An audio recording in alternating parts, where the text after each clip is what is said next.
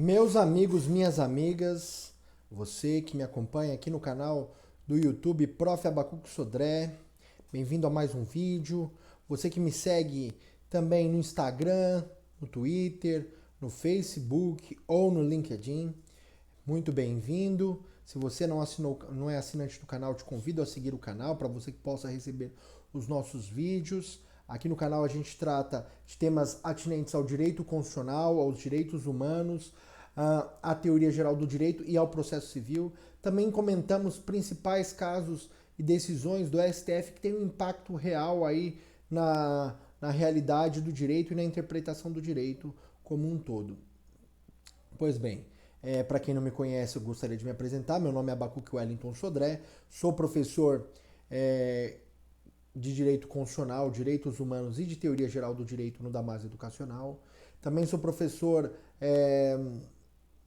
da pós-graduação de Direito Constitucional do IBMEC Damásio e ministro aula nos cursos de extensão universitária no Damásio Educacional relativos aos direitos humanos, então o curso de Direitos Humanos coordenado pelo professor Erival Oliveira, o curso de Advocacia Civil coordenado pelo professor Paulo Peixoto, também ministro aulas e sou coordenador do curso de Hermenêutica e Argumentação Jurídica para Advogados e Concursos Públicos. Também sou autor de um livro coautor de um livro juntamente com o professor Erival Oliveira, com o professor Ricardo Baronovski, o professor Paulo Peixoto e o Diogo Vailate acerca dos direitos da pessoa com deficiência para concursos públicos e para a OAB.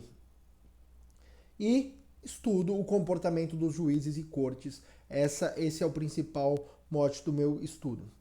Então, depois de ter me apresentado aqui, gostaria de falar que o vídeo de hoje nós vamos tratar de mais um remédio constitucional. Então, nós estamos gravando aqui uma série de vídeos sobre remédio constitucional. Nós já falamos do mandado de segurança individual, mandado de segurança coletivo, o habeas corpus, o habeas data, a ação popular. E agora estamos no nosso 6º vídeo sobre remédios constitucionais. E hoje nós vamos tratar da ação civil pública.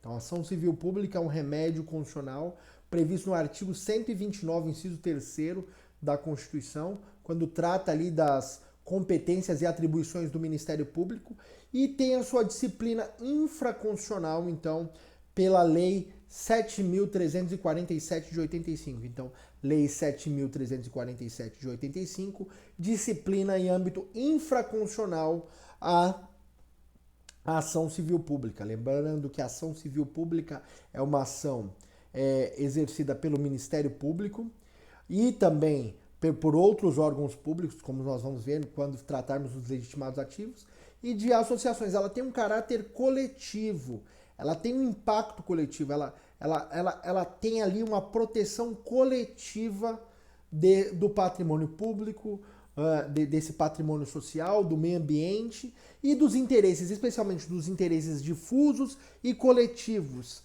e além dos direitos individuais homogêneos, aqueles previstos no artigo 81 do Código de Defesa do Consumidor. Então, se você quer saber quais são os direitos difusos e coletivos e individuais homogêneos, é só você abrir o artigo 81 do Código de Defesa do Consumidor. Então, Código de Defesa do Consumidor, artigo 81 lá. Direitos difusos são aqueles direitos de natureza transindividual, indivisível e cujos titulares são indeterminados. Esses são os direitos difusos. E os direitos coletivos? Direitos coletivos são aqueles direitos de natureza transindividuais, indivisíveis, cujo titular é categoria ou grupo que estão ligados por uma relação jurídica base. Então, uma relação jurídica base diz respeito a os direitos coletivos. Então, existe uma categoria, essa categoria ou grupo é titular desse direito e que é indivisível, transindividual e que tem uma origem, uma relação jurídica base. Pois bem, e existem os direitos individuais homogêneos, que são aqueles direitos que de natureza transindividual, porém são divisíveis, ou seja, é possível identificar os seus destinatários individualmente de forma concreta e que eles decorrem de uma origem comum, ou seja, existem pessoas que estão nas mesmas condições que são possíveis de serem averiguadas. Então, esses são os conceitos de direitos difusos, coletivos e individuais homogêneos. Então, por exemplo, falta de saneamento básico em uma dada comunidade. É um direito difuso. Você não consegue saber quem são as pessoas que são afetadas naquela comunidade, que passam por ali, aquelas pessoas que passam, as pessoas que vivem. Diferentemente, por exemplo, a ausência de um funcionamento de uma unidade básica de saúde, ou seja, um UBS, um posto de saúde, ali naquela localidade, ele afeta uma determinada coletividade local, porque o posto de saúde atende aquela coletividade especificamente. Então, as pessoas que moram naquele bairro, o posto de saúde, então, vai gerar uma relação o quê? Um direito individual homogêneo, ali que você vai poder saber, de certa forma, quem são as pessoas, você pode identificar. Ou ainda, por exemplo, as pessoas que são pacientes cardíacos daquela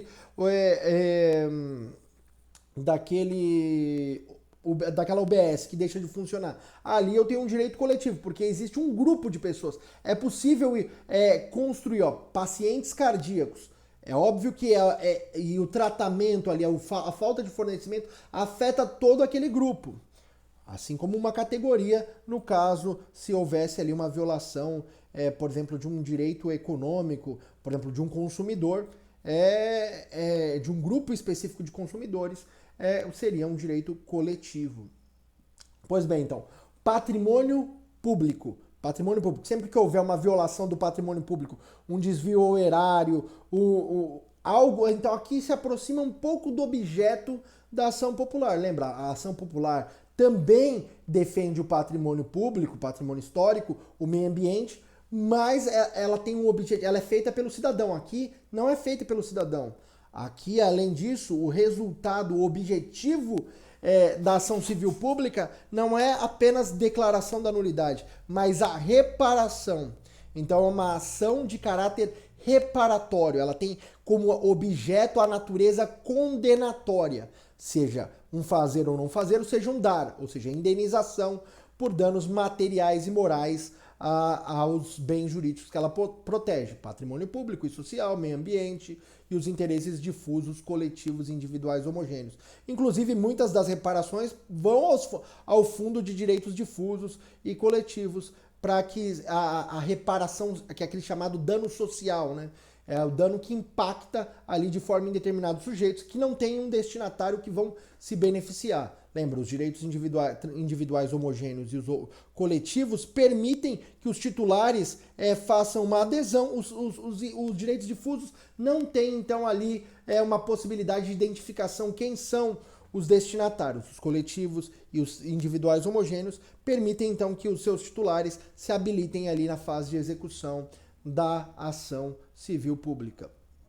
Pois bem, então, vimos que a proteção de um patrimônio público, do meio ambiente e dos interesses difusos e coletivos implica, então, principalmente no objeto da ação civil pública. Mas ele não se submete a isso. Então, ali, se você abrir o artigo 1º da Lei 7.347, você vai verificar que também se refere aos danos, esses danos. Qual objeto pode sofrer um dano? Qual bem jurídico pode sofrer um dano? E aí nós podemos ver lá que, além do meio ambiente, tem o consumidor, os bens e direitos de valor artístico, estético, histórico, turístico, paisagístico, infração à ordem econômica, infração à ordem urbanística, a violação à honra de grupos raciais, étnicos, religiosos e o patrimônio social. Então, é possível utilizar a ação civil pública, então, para a proteção de todos esses bens jurídicos. Por exemplo, violar ali a saúde. Saúde é um direito social, é um interesse individual homogêneo. As pessoas poderiam... um medicamento de senhor idoso. É possível, o Ministério Público já se avocou a essa possibilidade e os tribunais têm entendido que é possível o uso da ação civil pública para proteção de direitos individuais homogêneos. Então, esse é um ponto que vocês têm que ter em mente. Então, os bens jurídicos, lembrando, os direitos constitucionais, eles são assumidos como um compromisso. E o desrespeito a esse compromisso, ele exige ali uma ação jurídica para que aqueles direitos sejam respeitados como subjetivos, ou seja, como poderes que podem ser opostos, inclusive, à ação do Estado, à ação ilícita, uma contraposição àquilo que foi estabelecido pelo constituinte originário como um compromisso.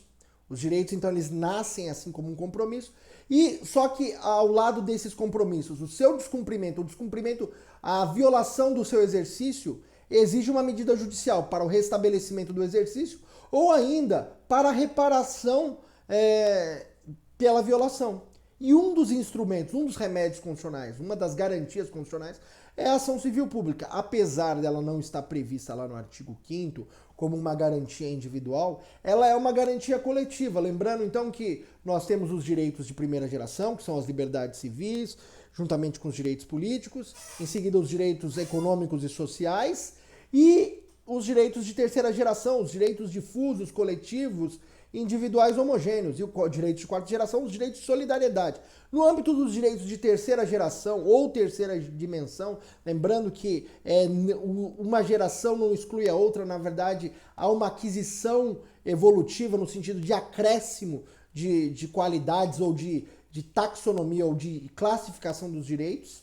E nesse sentido, então, a ação civil pública se presta à proteção desses direitos, tanto os direitos coletivos de sua origem social, ali os direitos sociais, que exigem uma intervenção do Estado, lembra, uma prestação positiva, seja ela uma prestação normativa com a limitação da liberdade, seja uma prestação positiva na garantia ou na realização de um direito.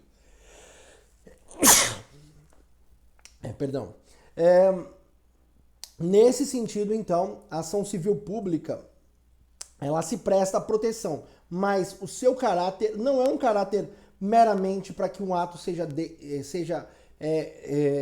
impedido. O impedimento vai ser objeto meramente da tutela de urgência. A tutela liminar, então, a tutela provisória da ação civil pública, ela vai ter o efeito mandamental para suspensão imediata do ato impugnado. Então, ela vai declarar, vai suspender o ato impugnado, inclusive para condenar. Então, o objeto da ação civil pública vai ser uma declaração de nulidade e uma condenação. Uma condenação, não uma ordem, diferentemente do habeas corpus, habeas data, mandado de segurança, individual e coletivo, que tem uma natureza mandamental puramente, ela vai se aproximar muito mais da tutela mista da ação popular, o que vai diferenciar, lembra, sempre o legitimado e também os seus bens jurídicos. A ação popular não trata dos interesses difusos, coletivos e individuais homogêneos. Não permitem ali uma análise da infração econômica, a infração à ordem urbanística, mas se submete única e exclusivamente ao patrimônio histórico, cultural, meio ambiente, a moralidade administrativa e um ato que viole o patrimônio público. Aqui, então, o que tem de aproximação? Patrimônio público é parecido, meio ambiente. A moralidade administrativa, por exemplo, não é impugnável pela ação civil pública. Ela só é impugnável pela ação popular. Também, aqui na ação civil pública, tem a proteção da ordem econômica, a ordem urbanística, a honra de grupos raciais, então a proteção ali, um ato discriminatório, ou seja ele racial, ético, religioso ou de gênero, é possível de ser impugnado por meio da ação civil pública, que tem um espectro de defesa coletiva, de defesa ali da coletividade como um todo. Então, nós costumamos falar que se trata de um remédio constitucional que tem um impacto coletivo direto.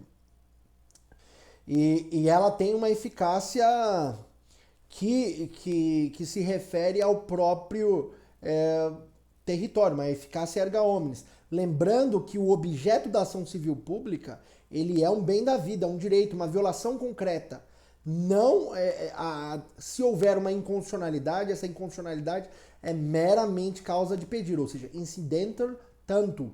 O que isso significa?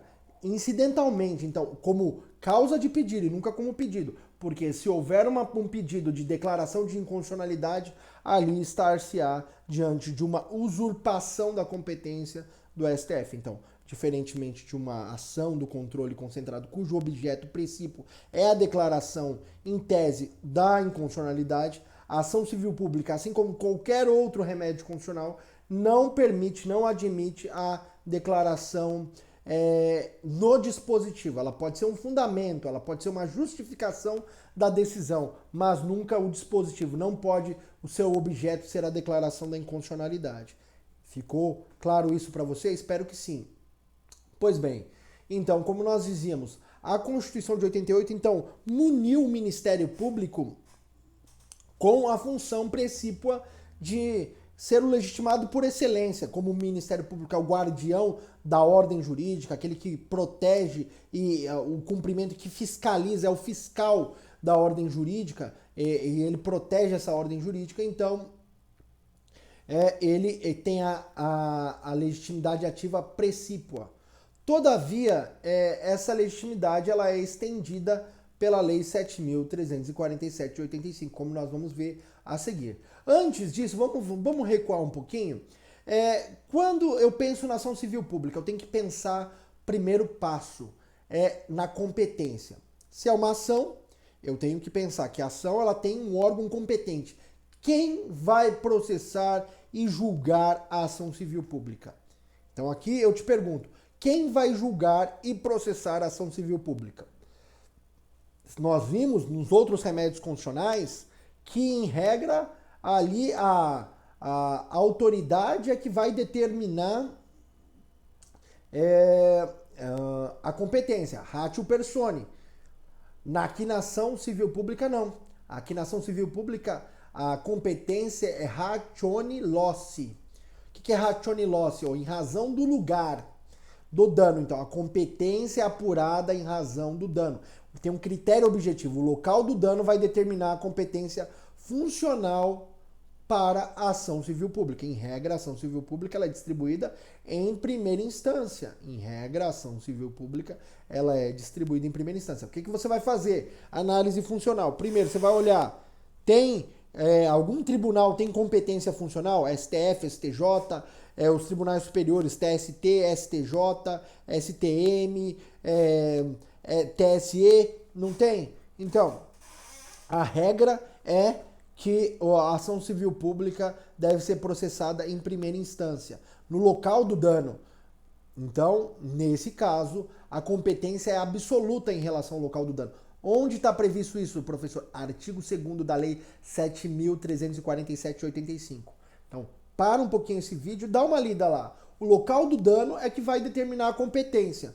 Ratione loci. Ratione loci é a regra de competência, artigo 2º da Lei 7.347 de 85. Então, se eu tenho autoridade estadual envolvida e municipal, se trata de competência da Justiça Comum Estadual. Então, excelentíssimo senhor, doutor, juiz de direito de uma das varas cíveis ou de uma das varas da Fazenda Pública da comarca D. Então, isso aqui é a sua fórmula. Pensa lá na qualificação, essa aqui é o seu endereçamento da Justiça Comum Estadual. E da Justiça Federal?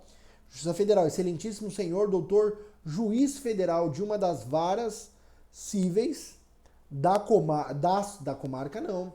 Comarca é espaço territorial da jurisdição do trecho de jurisdição que é de competência da Justiça Comum Estadual. Então, da Justiça Federal é a seção judiciária que abarca o Estado e a subseção, que é um ou mais municípios. Então, excelentíssimo senhor, doutor juiz federal de uma das varas cíveis da subseção judiciária de, se não for vara cível, é vara da Fazenda Pública, vara especializada, então, ou vara criminal, se for uma vara criminal, por exemplo, você vai fazer esse tipo de endereçamento. Pois bem, Essa, inclusive, é uma ação civil pública, é uma ação que pode ser cobrada numa segunda fase, por exemplo, de um concurso do Ministério Público, ou mesmo da Defensoria Pública, ou dos órgãos legitimados. Procuradoria também pode propor aí uma ação civil pública, caso. Mas, em geral, quem propõe essa ação civil pública é o Ministério Público. Ele é o legitimado precípio, aquele que está estabelecido ali na Constituição, né? Então, artigo 129, inciso 3º, então vamos já falar aqui do legitimado ativo. O legitimado ativo para a propositura da ação civil pública, inicialmente é o Ministério Público, artigo 129, inciso 3º da Constituição Federal, e o artigo 5º, inciso 1º da Lei 7.347 de 85.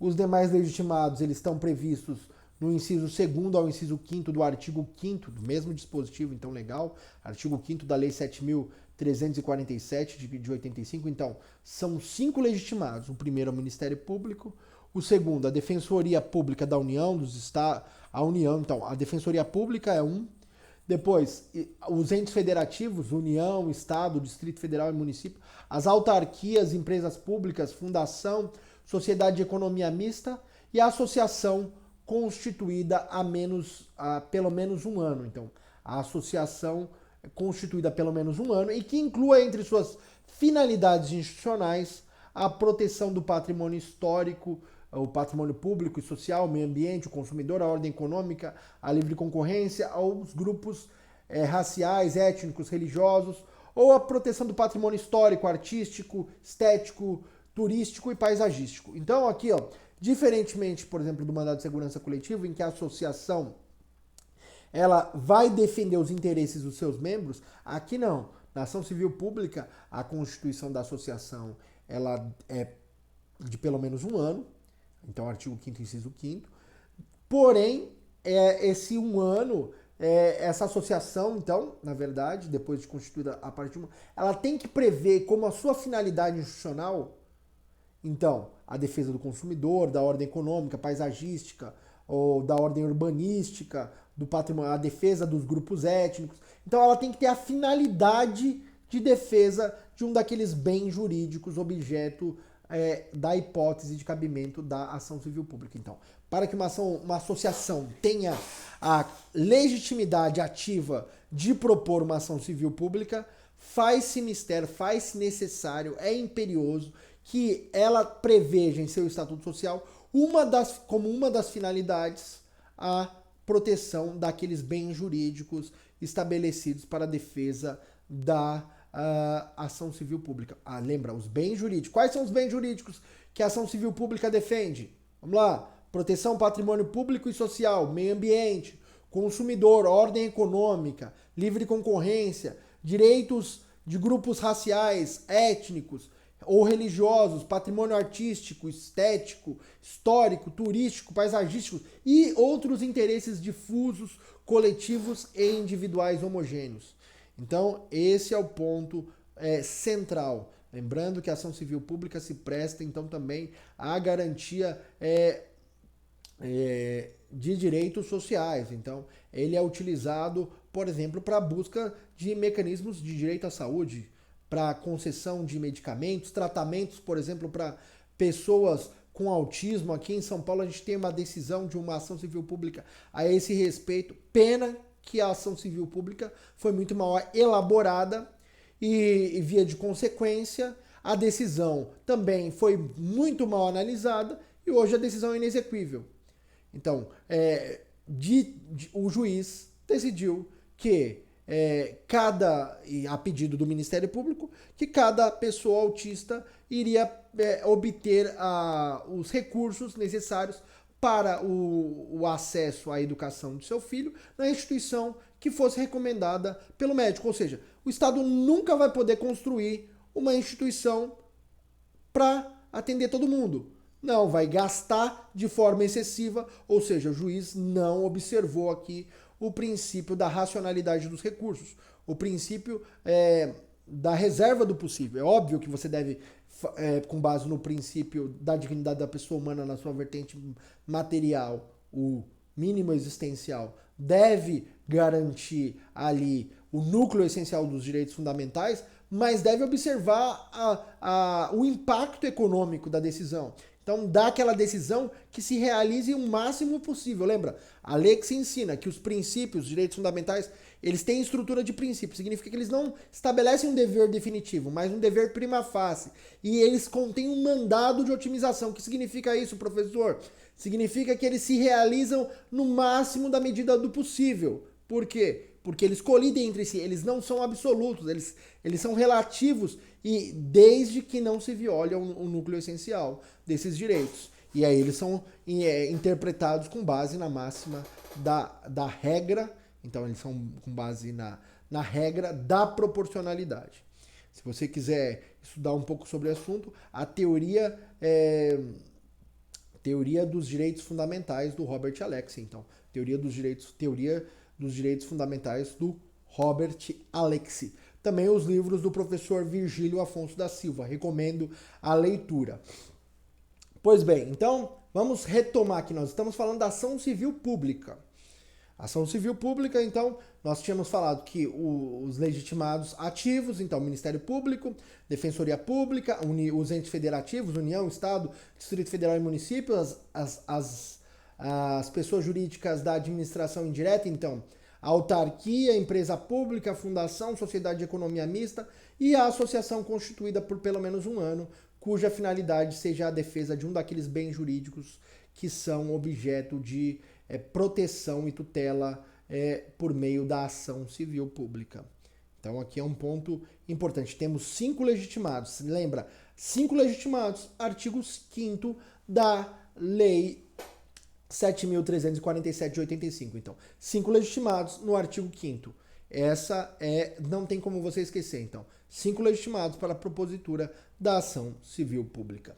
Ok? E o legitimado passivo? O legitimado passivo é aquele que ofende um daqueles bens jurídicos, que viola. Pode ser uma pessoa natural, uma pessoa jurídica, direito privado ou direito público, que violar os bens jurídicos protegidos pela lei da ação civil pública, ou aqueles estabelecidos pela Constituição, como de forma jurídica ali, no âmbito do artigo 129, inciso 3º, e pela Lei 7.347 de 85. Então, todas as vezes que uma pessoa natural ou uma pessoa jurídica violarem um daqueles bens jurídicos, é possível, então, sofrer uma ação civil pública.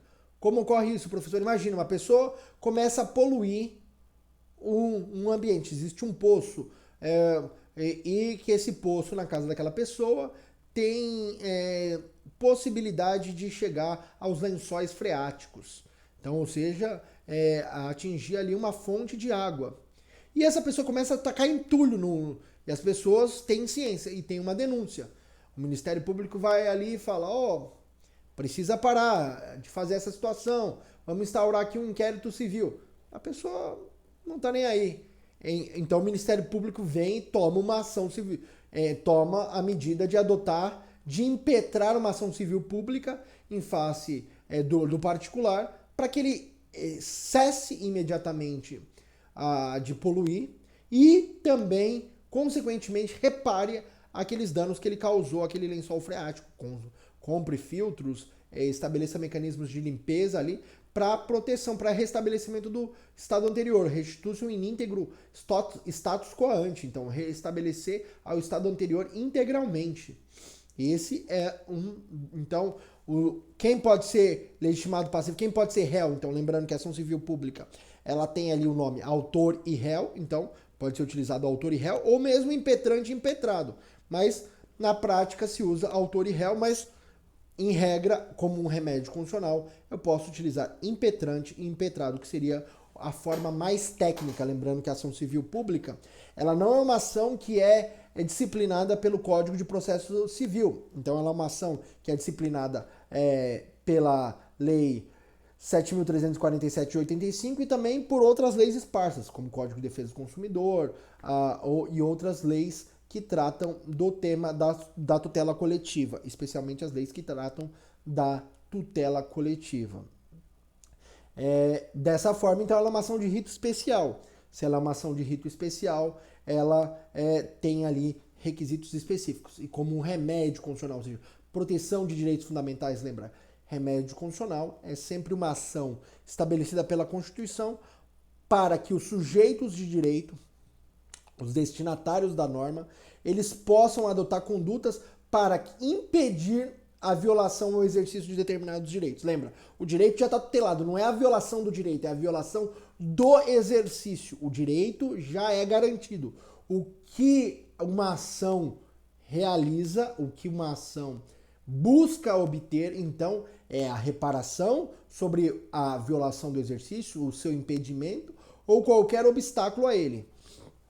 Então, fica claro aqui que a violação é sempre do exercício.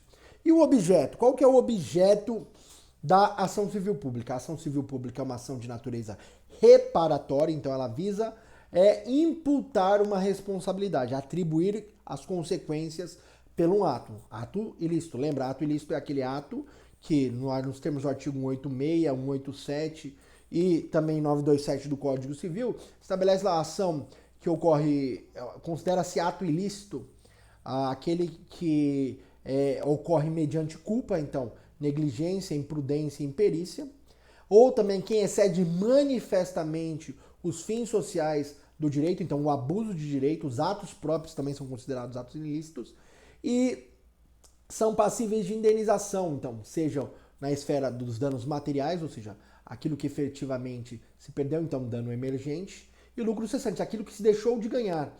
Lembra? Então, esse é o ponto principal da responsabilidade civil e de danos materiais ou extrapatrimoniais, os chamados danos morais. Então, aqueles que reparam ali uma violação ao direito da personalidade ou que reparam aquele chamado dano moral social, que reparam ali um dano que provavelmente será quase que irreparável. Por exemplo, uma violação ao meio ambiente que destrói um bioma que não vai ser possível de ser recomposto. Então aqui é um caso típico de dano moral social. Então, que vai ser um dano que a sociedade sofre que não é possível o seu restabelecimento ao estado anterior de coisas. Essa é uma possibilidade possível. Então, o objeto da ação civil pública é uma atribuição de uma responsabilidade civil, a imputação de uma consequência, imputação de danos materiais ou morais.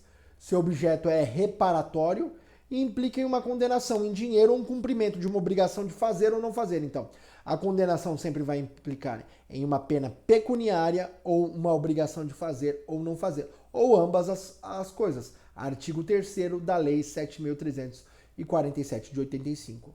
Se tratando então de uma obrigação de fazer, o juiz pode determinar uma prestação de uma atividade devida ou a cessação de uma atividade nociva. Então, faça algo. Então, reconstrua uma casa que foi destruída, uma casa que estava tombada, ou cesse uma atividade nociva. Não jogue lixo na rua, não jogue lixo no terreno, não coloque esgotos em rios públicos. E pode, para isso, aquilo que a gente chama de, no âmbito do processo civil, de execução ou execução específica, né? Então, ele pode estabelecer uma multa, um astrientes, que é uma execução específica, para impor ali a obrigação. Se a parte recalcitrar, se ela desobedecer, então, àquela decisão judicial que determina um fazer ou não fazer, ela será, então, vai ser aplicada uma multa diária. Lembrando que normalmente na ação civil pública, salvo nos casos de interesse coletivo ou individual homogêneo, cuja reparação implica na habilitação dos titulares em sede do processo para percepção daquele bem, daquela reparação. Nos demais casos, os valores da condenação são destinados aos fundos estaduais ou federais de direitos difusos e coletivos. Então, esse é um ponto muito importante. E a tutela provisória, professor? Então, se o objeto é uma reparação, vou dizer que houve uma violação do direito. Então, faço ali, na minha petição inicial, os fatos, que faço uma narração. Então, se eu não tenho dúvidas como fazer uma inicial, artigo 319 do CPC. Então, tem que observar sempre o artigo 319 do CPC. Não sabe fazer uma inicial? Artigo 319 do CPC. Avançando isso, Então, vou fazer os fatos. Depois dos fatos, legitimidade ativa, legitimidade passiva, fazer a justificação da competência e vou para o direito violado. Então, dizer que houve uma violação do direito, que existe um direito específico, que houve uma violação do exercício do direito. Quando a gente fala aqui em violação do direito, é uma metonímia. Por que significa? A parte pelo todo, porque não é violado o direito como um todo. Não é violado aquele direito estabelecido na Constituição. O que é violado é o seu exercício. O seu exercício é impedido, tolhido ou cerceado. E qualquer um desses atos que impeça, obstaculize ou crie impedimentos pode ser retirado por meio de uma ordem e também, caso essa situação se perpetue no tempo, inclusive uma reparação. Ou seja, lembra que o direito protege a questão temporal? A expectativa normativa, uma vez que o direito está frustrado, é possível ingressar com uma medida judicial que ela garanta a efetividade daquela expectativa garantida ali. Ou seja, a norma estabelece um pressuposto, um poder que deve ser exercido. Aquele poder, aquela faculdade que não é exercida no tempo, aquele tempo perdido que não se regressa mais, ele é passível de indenização. Daí a possibilidade de imputação de responsabilidade pelo impedimento do exercício. Daí a reparação, que é um dos objetos da ação civil pública, como nós vimos. Então aí um tópico do direito violado. E depois do direito violado, o que eu trato? Da tutela provisória. A tutela de urgência, aquela tutela em que o juiz vai analisar de forma sumária, chamada cognição sumária ou perfunctória, ou seja, observa o que tem ali na inicial, o que tem nos documentos e dá uma decisão. A tutela provisória, ela serve para suspender os atos em geral, ela tem uma tutela mandamental. Em regra, as tutelas provisórias, elas têm um efeito mandamental, porque elas implicam uma ordem, um fazer ou não fazer, imediatamente, suspendendo o ato impugnado. Então, esse é o objetivo da tutela provisória. Como se trata, então, de uma ação de caráter especial, a ação civil pública, uma ação de rito especial, a tutela é a tutela liminar. Então, nas ações de rito comum, a tutela é tutela de urgência e de evidência, a tutela provisória. No âmbito das ações de rito especial, tutela liminar, salvo nas ações disciplinadas pela Lei 9868 de 99, então ação direta de inconstitucionalidade por ação, ação direta de inconstitucionalidade por omissão. E na ação declaratória de constitucionalidade, apesar de serem ações de rito especial, a referida lei traz como tutela de urgência, então, ali nos artigos 10, no caso da ADI por ação, artigo 21, no caso da ADC, e artigo 12H, a tutela cautelar. Então, em sede das ações do controle concentrado de constitucionalidade regidos pela Lei 9868 de 99, se trata de medida cautelar. No caso, por exemplo, a ADPF, que não é tratada pela Lei 9868 de 99, mas pela Lei 9882 de 99, ali prevê a tutela liminar especificamente. Ali o legislador agiu com maior precisão técnica no nome in iuris da tutela de urgência. Então, em regra, a tutela de urgência das ações de rito especial, liminar, salvo se a lei prevê. Você segue o texto da lei. Lembra, numa prova, num concurso, você vai usar o texto legal.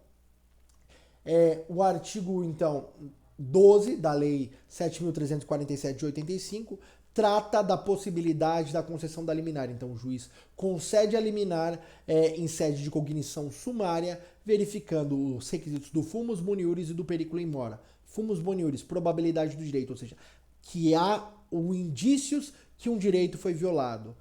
Perigo da demora, ou periculum in mora, que é o perigo de dano irreparável ou de difícil reparação, ou ainda o resultado útil do processo. A decisão não pode esperar até o final do processo. O ato tem que ser suspenso e impedido de forma urgente, a princípio, de forma precária, mas ali antecipada, de forma antecipada.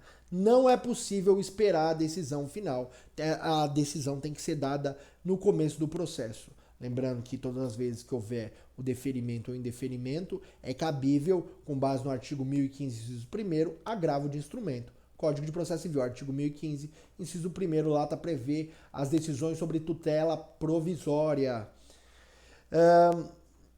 Lembrando que, diferentemente das ações em geral, assim como ocorre no mandado de segurança coletivo, lá com a previsão no artigo 22 e seguinte, artigo 22 e 23, principalmente o artigo 22, que estabelece, da Lei 12.016 de 2009, que estabelece que a tutela liminar não vai ser dada sem a oitiva da pessoa jurídica de direito público ou da autoridade coatora no prazo de 72 horas.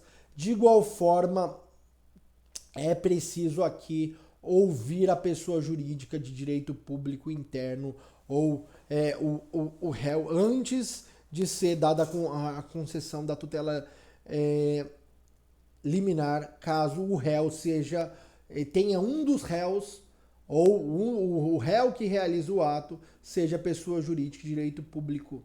Então, se um dos réus for pessoa jurídica de direito público e o ato impugnado é um ato dessa pessoa, ela deve ser ouvida de forma primária. Artigo 2º da Lei 8.347 de 92. Vamos abrir aqui comigo, então comigo a lei, vamos abrir essa lei aqui, eu vou abrir no meu Google aqui, então vou pegar aqui o meu teclado, pegar meu teclado e abrir no Google junto com vocês. Então, a lei número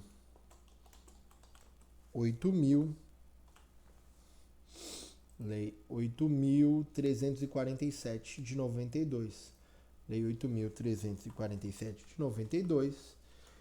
E nós vamos olhar o artigo 2º. O que diz o artigo 2º? No mandado de segurança coletivo e na ação civil pública, aqui então tem uma espécie de revogação tácita, né? Porque com relação ao mandado de segurança coletivo, uma vez que a lei 12.016 de 2009, ela disciplinou de forma específica. Então, se nós olharmos o artigo 22, parágrafo 2º da lei 12.016, diz lá, no mandado de segurança coletiva liminar só será concedida após a audiência do representante judicial da pessoa jurídica de direito público, que deverá se pronunciar no prazo de 72 horas, ou seja, no âmbito do mandado de segurança coletivo, vai se ouvir ali a Procuradoria do Município, a Procuradoria do Estado, o AGU, ou Procuradoria-Geral da Fazenda Nacional, os advogados das empresas públicas, das autarquias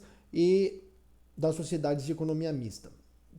Em relação à ação civil pública, a lei da ação civil pública não constou tal questão. Então, a lei 8.437, lei 8.437 de 92, no artigo 2º, prevê lá, no mandado de segurança coletivo e na ação civil pública, a liminar será concedida quando cabível após a audiência do representante judicial da pessoa jurídica de direito público, que deverá se manifestar no prazo de 72 horas. Então, artigo 2º da lei 8.437, então lei 8.347, perdão, lei 8.347 de 92, lei 8.347 de 92, artigo 2º, então disciplina que para a concessão da tutela liminar, quando o réu for a pessoa jurídica de direito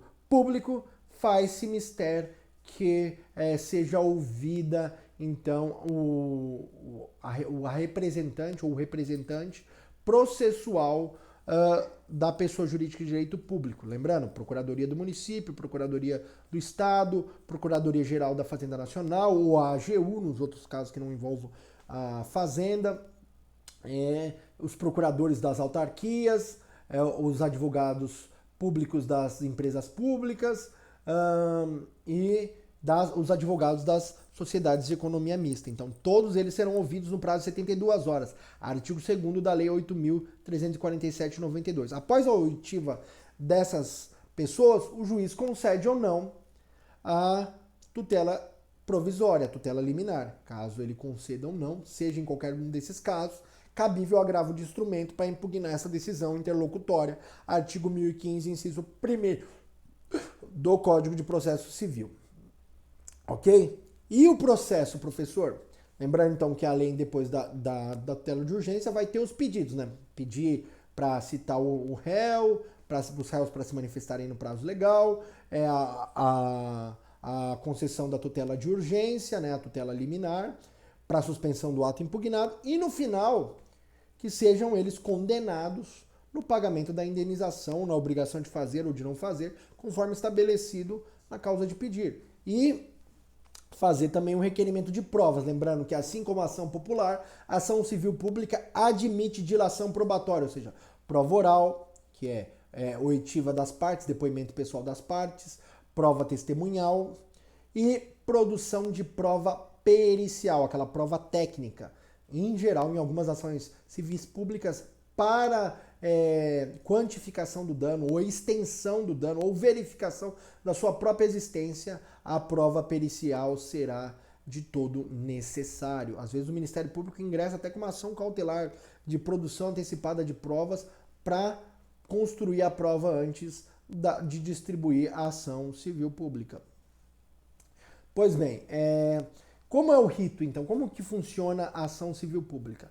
Então, recebido a inicial, se tiver pedido de tutela de urgência, nos termos do artigo 2º da Lei 8.347 de 92, o juiz intima o representante legal da pessoa jurídica, direito público, que se manifesta sobre a tutela provisória. No caso, se ele concede a tutela provisória ou não, ele dá a decisão, em seguida ordena a citação dos réus. Os réus, então, são citados para apresentarem defesa no prazo de 15 dias, nos termos do Código de Processo Civil vigente. Então, eles têm 15 dias para apresentação de defesa. Como rege a regra do Código de Processo Civil, o juiz pode, inclusive, entender que antes mesmo da defesa é possível abrir ali prazo para que as partes façam a conciliação. Lembrando que nas ações civis públicas é muito comum, então, haver um acordo. A decisão, tipicamente, da ação civil pública é uma decisão negociada, em que as partes constroem ali os efeitos, porque, de qualquer forma, a sentença, aquela decisão judicial, nunca vai ser suficientemente melhor do que um acordo pelas partes. Então, pense nisso sempre quando estiver litigando em um processo coletivo. A construção decisória, a autorregulação decisória em sede de um conflito coletivo é muito melhor do que uma decisão judicial. Pois bem,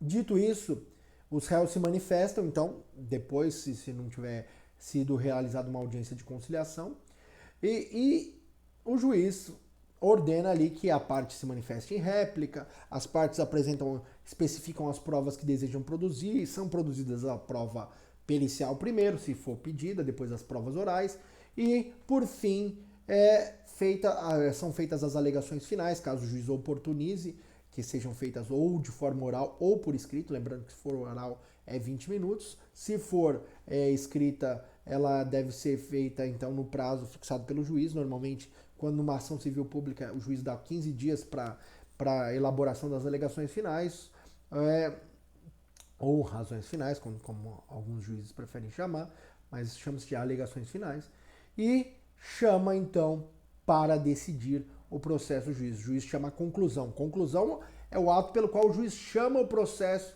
para dar uma decisão, seja uma sentença, converter uma decisão em uma diligência ou uma decisão interlocutória. Dá uma decisão interlocutória, converte a decisão em diligência ou dá uma sentença. Lembra que a sentença é a decisão que põe fim à fase de conhecimento ou cognição do processo ou extingue a execução, seja com ou sem resolução de mérito. 485 e 487 do Código de Processo Civil. Isso é um ponto importante. Então o juiz chama para decidir e dá uma decisão. Qual a natureza da decisão? Aquilo que nós falamos. Se o objetivo principal da ação civil pública é uma reparação civil, a natureza da decisão, a natureza prevalecente da decisão será a condenatória. O juiz pode até declarar nulo um determinado ato, declarar ilegal, mas o objetivo vai ser a reparação. O fim da ação civil pública é uma reparação, uma condenação numa obrigação de dar dinheiro, ou seja, de realizar uma sanção pecuniária, ou uma obrigação de fazer ou não fazer. A adoção, então, de uma determinada conduta. Lembrando que, no caso de uma obrigação de fazer ou não fazer, cabe a tutela, a execução, ou a tutela ou a execução específica. O juiz pode fixar multa diária, inclusive, não só na tutela provisória, mas também na tutela definitiva, porque caso a parte continue a realizar o ato ou realize de forma intermitente, é preciso, então, sempre que eu falo, quando você faz uma ação civil pública, você tem que pedir também no final, caso seja desrespeitada a decisão, uma fixação de uma multa para garantia da tutela específica.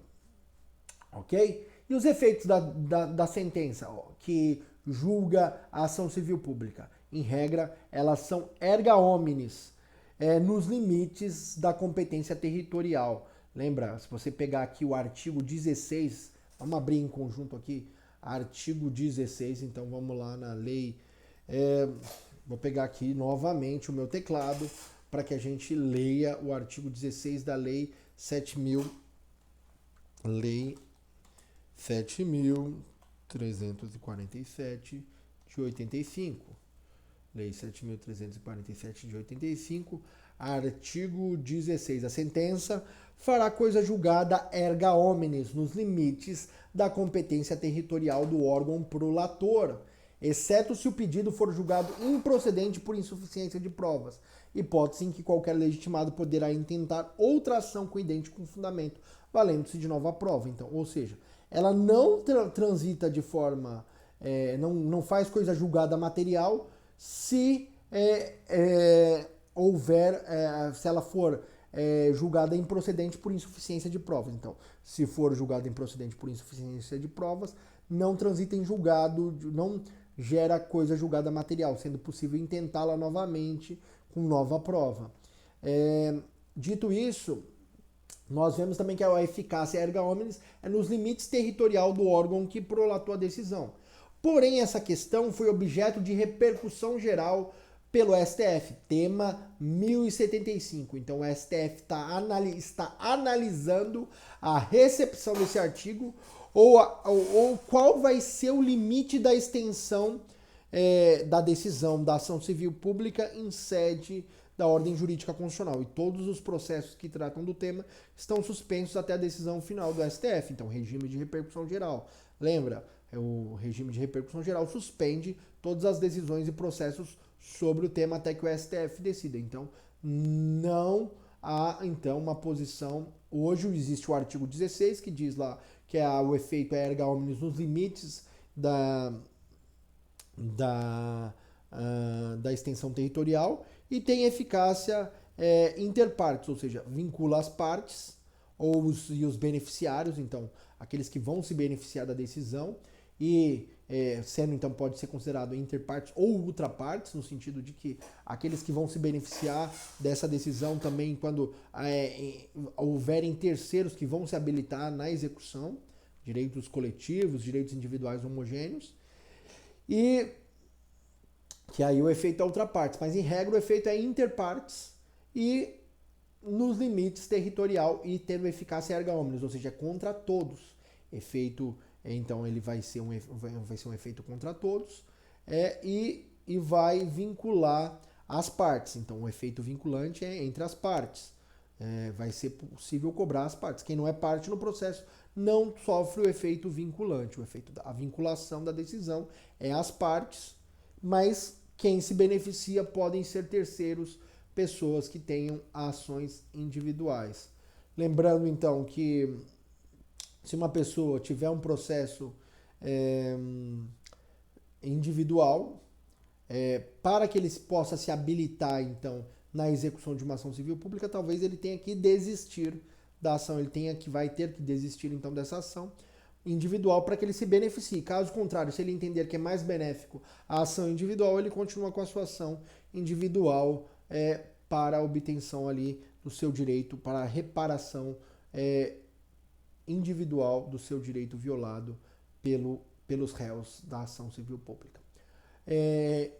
Por fim, o que a gente tem que destacar? Que a ação civil pública é uma ação gratuita nos termos do artigo 18 da Lei 7.347 de 85. Então, artigo 18 da Lei 7.347 de 85 traz como uma das suas benesses, então, uma das formas de acesso à justiça, a gratuidade desse remédio constitucional. Em geral, os remédios constitucionais são gratuitos, ressalvado ali o mandado de segurança, que ele tem que recolher custas, né? Mas, por exemplo, habeas corpus, habeas data, ação popular, são remédios gratuitos. E aqui a ação civil pública não foge dessa posição de acesso à justiça. Então, o artigo 18 da Lei 7.347 de 85 prevê que se trata de uma ação gratuita. Normalmente, para os órgãos públicos, seria gratuita. Para a associação, ela é gratuita. Ressalvado que, caso da má-fé, caso haja má-fé da associação, essa vai ser condenada, então, em custas e honorários advocatícios. Artigo 18 da Lei 7.347 de 85. Nós vimos, então, que a natureza jurídica da ação civil pública, ou seja, o seu fundamento se baseia, então, em um remédio constitucional de natureza coletiva que visa a proteção dos bens do patrimônio público, patrimônio social, do meio ambiente, dos direitos difusos e coletivos. Aqui a gente destaca, por exemplo, o consumidor, os bens de valor artístico, estético, histórico, turístico, paisagísticos, outros interesses, como a infração à ordem econômica, infração à ordem urbanística, a violação à honra a grupos raciais, étnicos, religiosos em geral. E também para a proteção de direitos sociais. É um mecanismo utilizado muito na prática, especialmente pelo Ministério Público e pelas associações. Pessoal, essas eram as lições que eu gostaria de compartilhar com vocês na data de hoje acerca da ação civil pública. Espero que vocês tenham gostado. Se você gostou desse vídeo, eu peço que você deixe o seu like. Se você ainda não se inscreveu no canal, eu peço que você se inscreva, ative o sininho para que você possa receber novos vídeos aqui no canal, que nós sempre continuamos a expor aqui sobre direito constitucional, teoria do direito e processo civil. Conto com vocês nos nossos vídeos. Um forte abraço.